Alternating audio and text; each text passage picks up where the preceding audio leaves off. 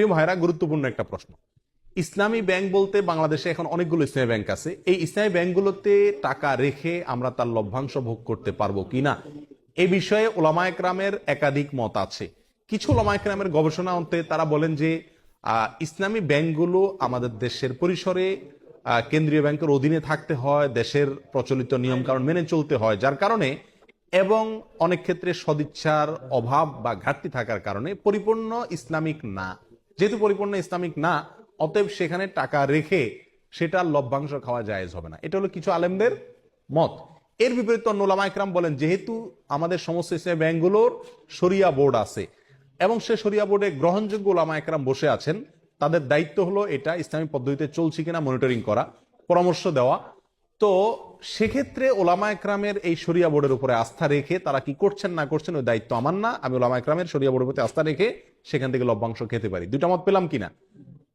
এই দুই মতকে সমন্বয় করে একটা তৃতীয় মত দেই আমি আপনাদের। সেটা হলো ইসলামী ব্যাংকগুলোতে টাকা জমা রাখা এক জিনিস, আর সেখানে বিভিন্ন মেয়াদে কিস্তিতে টাকা রেখে লাভ খাওয়া আরেক জিনিস। ইসলামী ব্যাংকগুলোতে টাকা রাখা শুধু জায়েজই নয়, বরং জরুরি এবং উত্তম, এবং একজন মুমিন হিসেবে আমরা বাধ্য টাকা জমা রাখা যে কোনো ইসলামী ব্যাংকে। কেন? কারণ সুদী ব্যাংকে আমি টাকা জমা রাখলে কেমন যেন তাদেরকে সুদী কারবারে কি করলাম, সহায়তা করলাম। আমার এই টাকাটা পেয়ে তারা সুদে সহায়তা করবে। ইসলামী ব্যাংকগুলো আর কিছু করুক আর না করুক, একটা কাজ তো তারা করবে, সেটা কি? আমার এই টাকাটা নিয়ে সুদ যে হারাম, এই একটা কনসেপ্ট ইসলামী ব্যাংকগুলো বাংলাদেশে বিস্তার করছে কি করে নাই? অন্য ব্যাংকগুলো তো বলে কয়ে ঘুষ দিয়ে ঘোষণা দিয়ে কি দেয়, সুদ দেয়। আর সুদ যে হারাম, এই কনসেপ্টটা ইসলামী ব্যাংকগুলো বাংলাদেশে একরকম প্রতিষ্ঠিত করছে।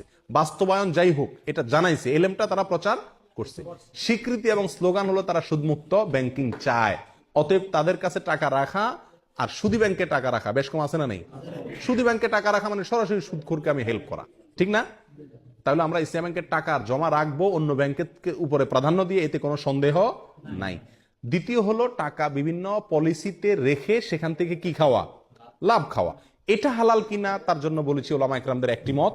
অনেকে বলেছেন যে এটা হালাল, কারণ এখানে শরিয়া বোর্ড আছে, ওনারা দেখছেন, আমার আর ভেতর দেখার দরকার নাই, বাকি দায়িত্ব তাদের, আল্লাহর কাছে তারা সব বিষয়ে তো আমি গভীরে যা দেখার দরকার নাই, জরুরি না। আর সবচেয়ে বড় কথা হলো তারা বলেন মুসলিম হিসাবে আমরা যেরকম মুসলিম, ভেজালও আছে ভালো আছে, ইসলামী ব্যাংকগুলো এরকম দুধের দোয়া না, তাদেরও ভুলও আছে সঠিকও আছে। কিন্তু তারা যেহেতু সুদের বিরুদ্ধে স্লোগান নিয়ে রাস্তা নামছে এবং ওটার বিরুদ্ধে একটা ফ্লো তৈরি করতে চাচ্ছে, অতএব তাদের ওখানে টাকা রেখে হালাল ব্যবসার পলিসিতে টাকা রেখে লাভ খাওয়া মাসে মাসে জায়েজ আছে। এটা হলো আমাদের মত।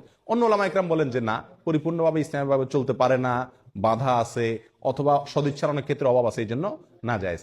এক্ষেত্রে আমি বলবো তৃতীয় মতটি, সেটা হলো যদি আপনার বিকল্প কোনো পথ খোলা থাকে, তাহলে আপনি এই ব্যাংকে টাকা রেখে লাভ খাওয়ার চাইতে সরাসরি ব্যবসা করুন, সেটা সবচেয়ে নিরাপদ এবং ভালো, সন্দেহ থেকে দূরে থাকলেন।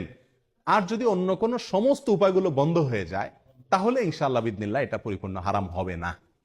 আল্লাহু আলাম।